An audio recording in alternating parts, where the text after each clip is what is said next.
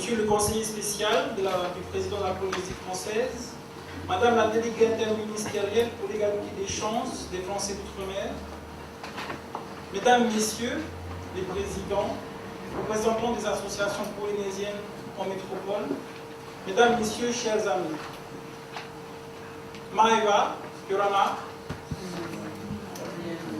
Maeva, bienvenue, ce mot signifie beaucoup pour nous Polynésiens. Il traduit notre attachement à l'une de nos plus belles traditions, la tradition d'accueil, qui a fait notre réputation dans le monde entier. Aujourd'hui, ce mot a une résonance particulière. Il est chargé d'émotions.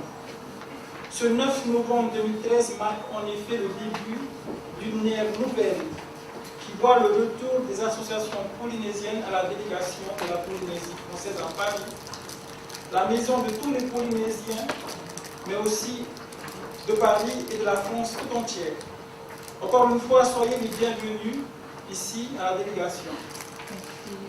Dès le lendemain de son élection, le président Gaston Floss a tenu à réorganiser la délégation de la Polynésie, en me chargeant la direction de ce service, et en me fixant une feuille de route très claire. La représentation du pays auprès des autorités institutionnelles a été confiée à Mme Brigitte Girardin, qui fut une excellente ministre des Outre-mer, et c'est une amie de la Polynésie. Dans le même temps, le président a souhaité que la délégation de la Polynésie, service déconcentré de la présidence, recentre principalement ses actions sur les communautés polynésiennes en métropole, qu'il s'agisse de nos malades, de nos étudiants, des résidents permanents et des associations.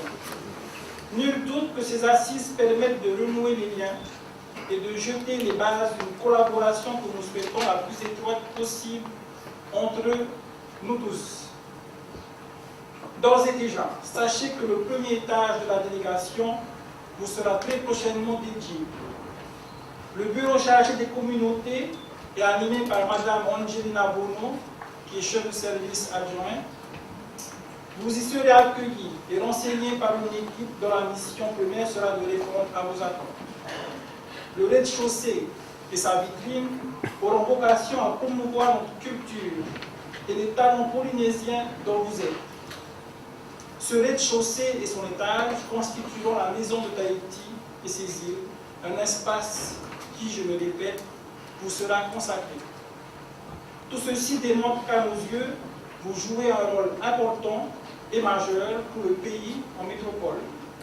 Malgré l'éloignement, vous n'avez pas oublié votre fénois. Mieux, vous en êtes devenus d'excellents ambassadeurs. Au travers de multiples manifestations que vous organisez et animez aux quatre coins de la France. À votre manière, vous contribuez à la valorisation de l'image du pays, à sa renommée. Soyez-en remerciés. Vous avez d'autant plus de mérite que vous n'êtes pas nombreux en comparaison des autres communautés ultramarines. De récentes statistiques ont indiqué que les Polynésiens ne représentaient que 4% des ultramarins qui vivent en métropole.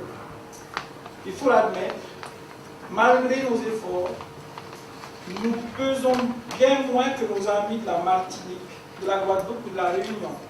Ainsi, en 2008, l'INSEE constatait qu'un entier sur 4 et un Réunionnais sur 7 vivait en France. Nous ne pouvons rivaliser. Dans ce contexte, faut-il baisser les bras? Je ne le crois pas. Et je sais que vous ne le faites pas.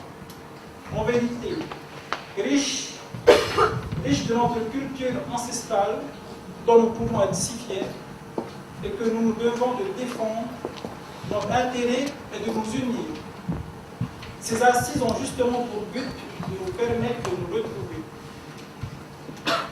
J'en veux pour preuve le thème de cette journée, se rassembler pour se connaître et pour être plus fort. J'ajouterai dans le but avoué d'être encore plus visible et reconnu en France.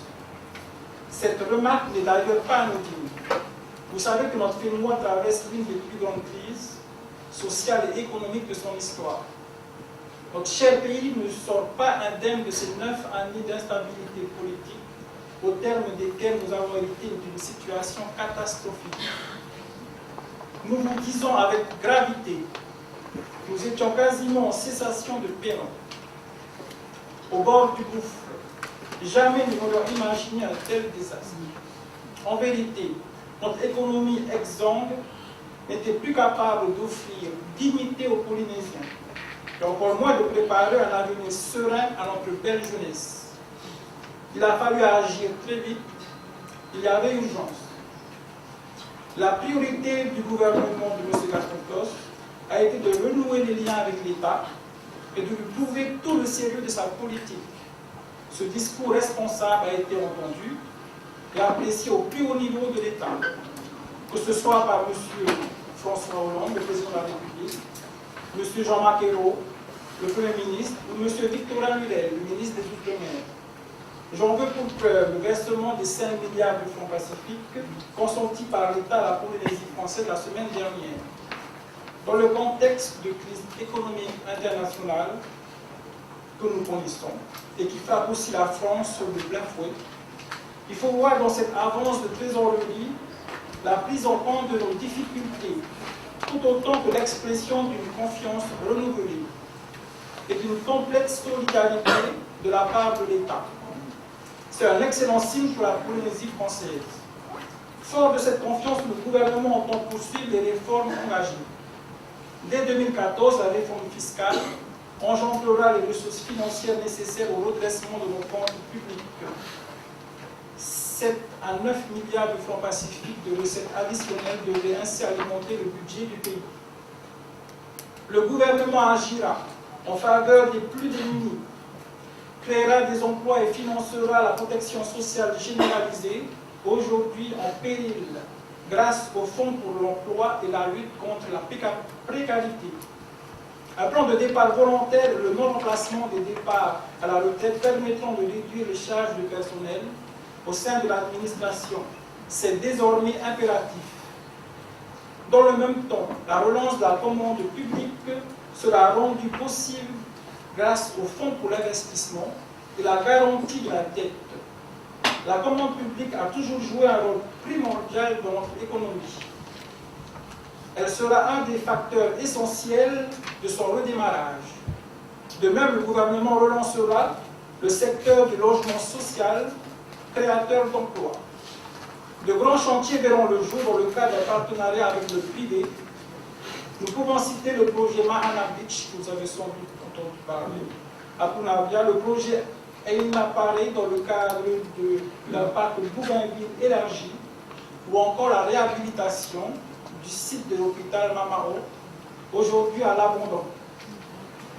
En ce qui concerne la gestion de la dette publique, le gouvernement compte réduire notre endettement toxique et faire appel par ailleurs de manière progressive au marché obligataire afin que les fonds nécessaires à nos investissements puissent être mobilisés de manière plus souple.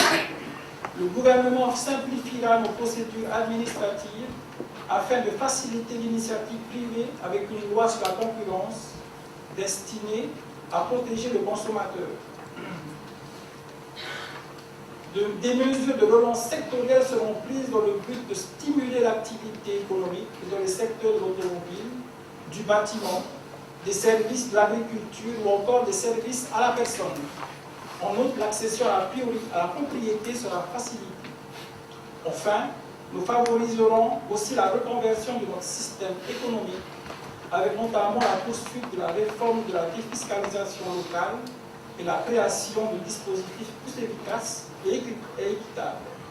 Il faut ajouter qu'en octobre dernier, la Polynésie avait reçu la visite d'une délégation chinoise conduite par Mme Li Xiaoling, fille de l'ancien Premier ministre chinois Lu Peng et présidente de l'Association du peuple chinois pour l'amitié avec l'étranger.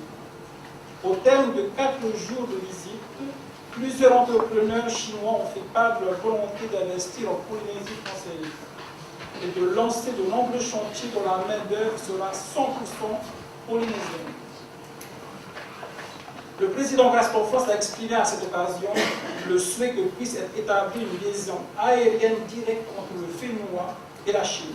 La création de ce hub aérien entre l'Asie et l'Amérique du Sud devrait contribuer grandement à développer notre secteur touristique. Sachez que le gouvernement continuera de s'employer à relancer l'activité et à réunir les conditions d'un essor qui doit, à moyen terme, permettre le retour d'une croissance durable, génératrice d'emplois. Ces graves difficultés économiques nous imposent d'être plus que jamais solidaires, d'œuvrer chacun à notre niveau, en Polynésie française comme ici, en France métropolitaine, afin d'aider notre pays, de le promouvoir et ainsi de faciliter son redressement. Nos assises ont prévu 3 tables rondes. Elles permettent de mieux connaître les particularités de vos associations et vos éventuelles difficultés, de discuter de l'intérêt qu'il y aurait à mutualiser vos moyens et enfin de définir ensemble ce que pourrait être notre ambition commune. Je forme le vœu que ces assises soient l'occasion pour tous d'échanges fructueux et d'un nouveau départ, ensemble et rassemblés. Je vous remercie.